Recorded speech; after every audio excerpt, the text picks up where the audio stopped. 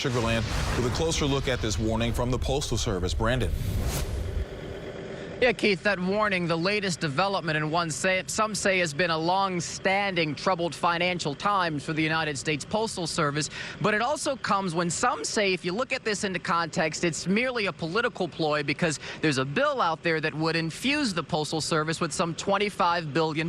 But it's being pushed by Democrats, all part of the pandemic stimulus bill, which Republicans say is just too fat and needs to be cut back. They can't come to an agreement on that. And so somehow the post office is caught in the middle of what many say is a political game.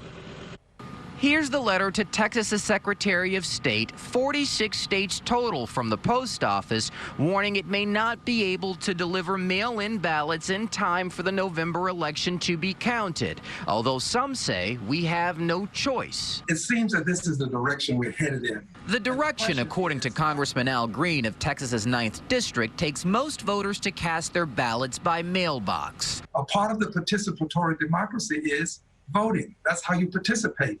I want people to vote, but I also want them to do so safely. Safely by mail because of the coronavirus and fears by some of infection spread because of long lines at polling stations.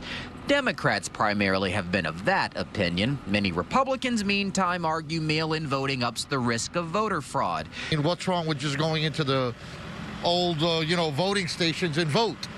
Just doing it like we've been doing it. There's too many absentee ballots that could go wrong. But critics say there isn't any evidence of fraud, merely a political ploy to stop votes from being cast. Congressional Democrats tonight are calling for the passage of a pandemic stimulus bill that includes $25 billion in emergency funding for the Postal Service. Congresswoman Sylvia Garcia, a Democrat, released a statement saying in part, quote, "This is why we must protect and fund the Postal Service. Any attack on the Postal Service is an attack against our economy and democracy."